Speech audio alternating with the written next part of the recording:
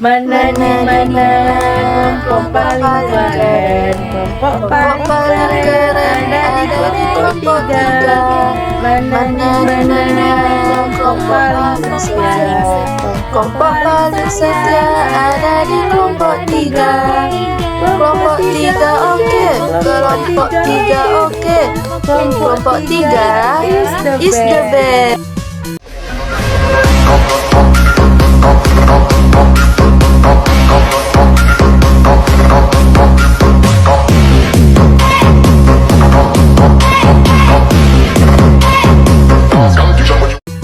Assalamualaikum warahmatullahi wabarakatuh. Alhamdulillahirabbil alamin wassalatu wassalamu ala asrofil anbiya'i wal mursalin wa ala alihi wa sahbihi rasulillahi ajmain. Pertama dan utama sekali, marilah kita panjatkan puji dan syukur atas kehadiran Allah yang telah melimpahkan rahmat dan nikmatnya kepada kita semua. Kita kuliah perencanaan pembelajaran anak usia dini. Kami dari kelompok 3 akan mempresentasikan hasil materi kami, yaitu tentang analisis kurikulum Merdeka PAUD dengan mata kuliah perencanaan pembelajaran anak usia dini dengan dosen pengampu Ibu Lili Mulyani MPD. Adapun anggota dari kelompok 3 yaitu yang pertama saya sendiri sebagai moderator Hilwadini Hayatul Awiyah, yang kedua Fahmawati, yang ketiga Hora Al-Khairi, yang keempat Husnul Khatimah, yang terakhir Istian Nuriska. Baiklah, langsung saja kepada materi yang pertama, yaitu tentang analisis kurikulum Merdeka PAUD yang akan dipresentasikan oleh Husnul. Kepada Husnul, disilahkan. Terima kasih moderator. Baik, saya akan mempresentasikan materi yang pertama, yaitu analisis kurikulum Merdeka PAUD. Yang pertama ada pengertian kurikulum Merdeka. Menurut Undang-Undang Nomor 20 Tahun 2003 tentang Pendidikan Nasional Pasal 1 Butir 19 yang berbunyi, kurikulum adalah seperangkat rencana dan pengaturan yang mengenai tujuan, isi, dan bahan pelajaran, serta cara yang digunakan sebagai pedoman penyelenggaraan kegiatan pembelajaran untuk mencapai tujuan pendidikan tertentu. Merdeka Belajar merupakan suatu bentuk proses pendidikan dengan memberikan kesempatan dan keleluasaan kepada guru maupun pada anak untuk menemukan cara dalam tujuan pengembangan potensi dengan mengaitkannya dengan lingkungan dan budaya sekitar. Selanjutnya, kurikulum Merdeka ini berfokus pada pembelajaran karakter yang berbasis proyek penguatan profil pelajar Pancasila atau P5 untuk mewujudkan generasi yang berkarakter dan unggul dengan berpedoman pada nilai-nilai luhur Pancasila. Mungkin sekian penyampaian materi dari saya kembalikan kepada moderator.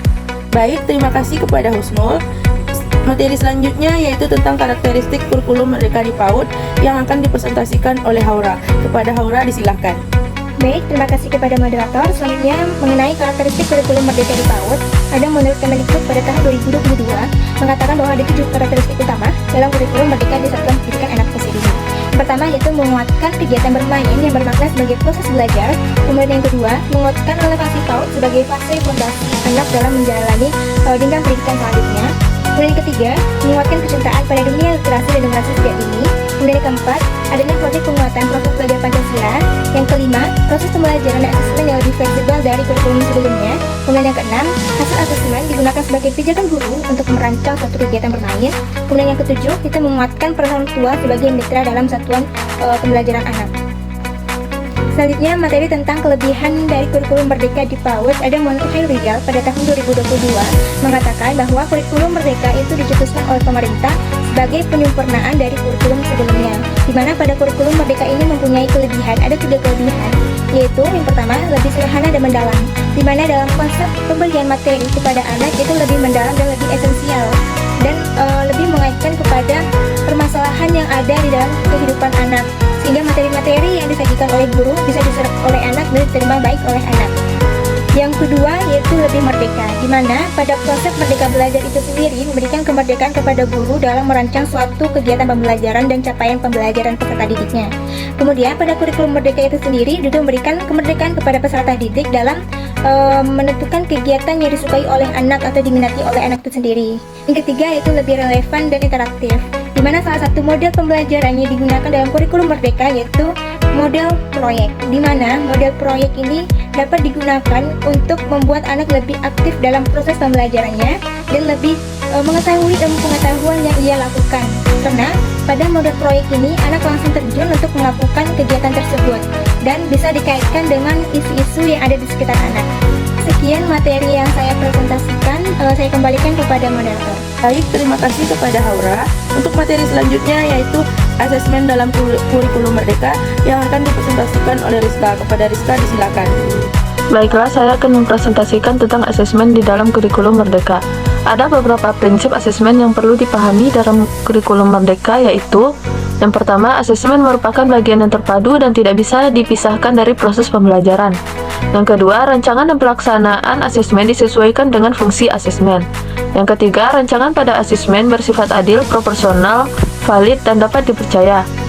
Yang keempat, laporan kemajuan belajar dan pencapaian peserta didik yang disusun bersifat sederhana dan informatif. Yang kelima, hasil asesmen juga digunakan sebagai bahan refleksi untuk meningkatkan mutu pembelajaran. Selanjutnya, kendala yang dihadapi pada implementasi kurikulum Merdeka di PAUD.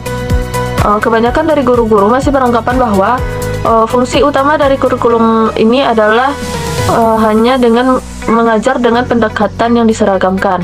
Adapun upaya untuk mengubah pola pikir ini yaitu dengan cara pelatihan. Namun masih banyak guru-guru yang memilih untuk mempelajari tentang kurikulum secara otodidak melalui internet.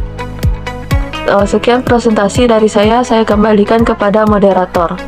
Baik, terima kasih kepada Rizka. Untuk materi yang terakhir, yaitu tentang implementasi kurikulum Merdeka di PAUD yang akan dipresentasikan oleh Fahma. Kepada Fahma, disilakan. Implementasi kurikulum. Implementasi kurikulum pendidikan mengikuti perubahan kebijakan pendidikan dari nasional.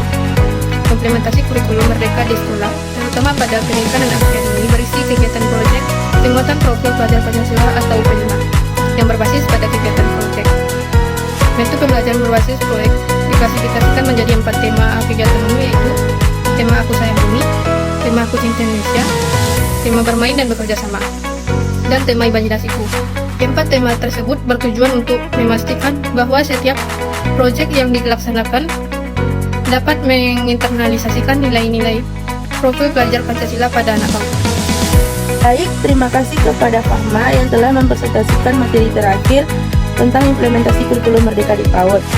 Sekian materi dari kelompok 3 tentang analisis kurikulum Merdeka PAUD.